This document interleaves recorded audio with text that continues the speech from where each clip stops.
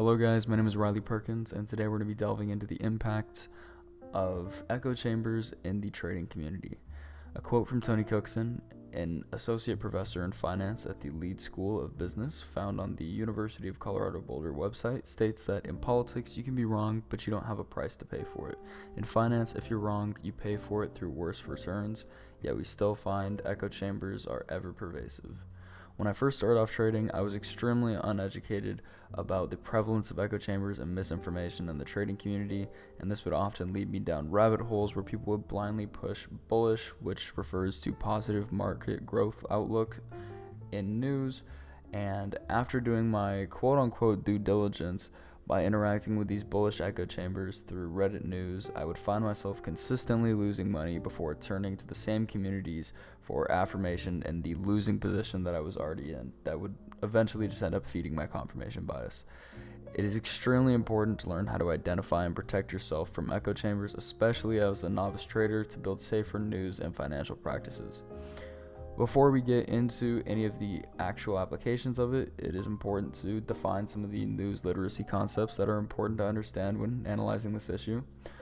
Beginning in the literature surrounding this issue, the phrase selective exposure and confirmation bias are thrown around quite often, and it is important to note that these two phrases are synonymous with each other and refer to the tendency of individuals to seek out information that aligns with their existing beliefs.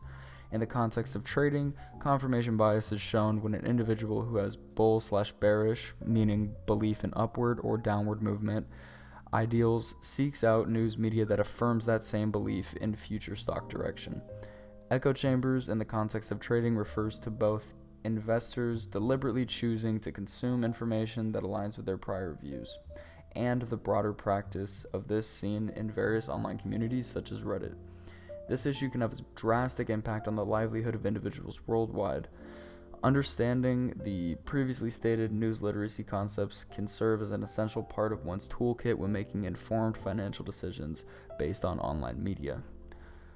This news literacy issue is predominantly on the side of the consumer in this equation, so there is no better place to look than the platform that fosters the largest amount of these trading echo chambers, Reddit. In the subreddit Wall Street Bets, a post was made on April 14th with the headline, "Tesla is rumored to be preparing a massive round of layoffs as high as 20% of the workforce." Tesla is soon to be releasing earnings data for the first quarter of 2024, being on April 23rd, and currently they're expected to underperform. This headline implies a different outlook, hinting at a large possibility for better earnings numbers as a result of the layoff.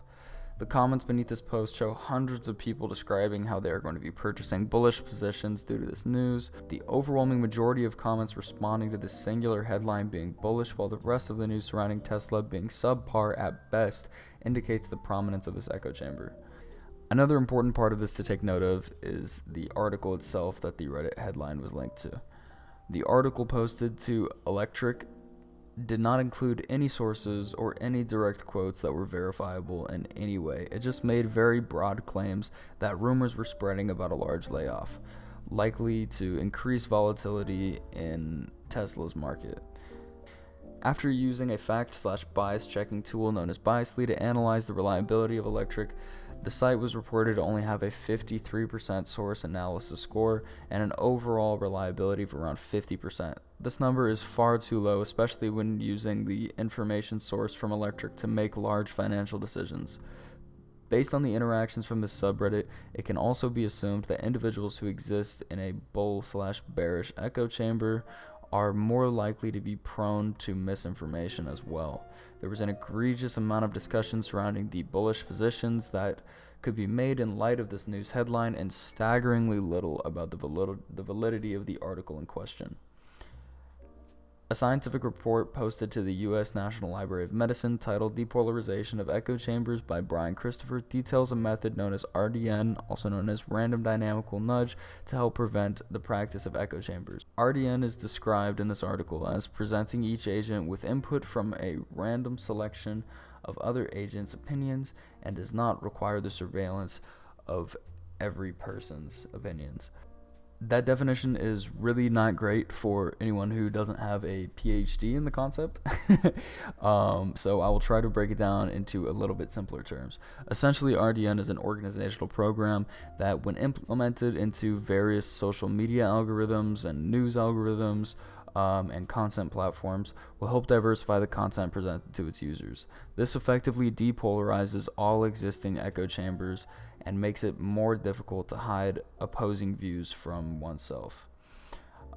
This also prevents the creation of new echo chambers due to the diversification in media being so large. Personally, I believe this is the largest step towards fighting this type of news literacy issue, because we are no longer needing to rely on the user to be able to identify patterns in their media consumption and go out of their way to contrast their media patterns with the broader content surrounding a topic. RDNs end up bypassing the majority of that by making sure the media presented to the user is diversified by opinion, so that it becomes more difficult to find yourself in an echo chamber. Overall, due to the fact that RDNs are most likely not going to be implemented for a very long time, I would say that you should very strategically, especially when using social media and online news outlets to help formulate your trading positions that you're going to be taking, it is extremely important to be introspective about the media that you are consuming and contrasting it to the broad consensus surrounding a company's news at this time. It is extremely important for you to take the time to diligently use fact checkers or use bias checkers such as Biasly, as I used in this presentation, to ensure that the media that you are consuming is accurate and can be actionable in your own trading strategies. Alright, that has been it. I really would implore you guys to look more into the research and production of RDNs and educate yourself more on echo chambers, especially in the context of trading communities and anything that has to do with your financial well-being.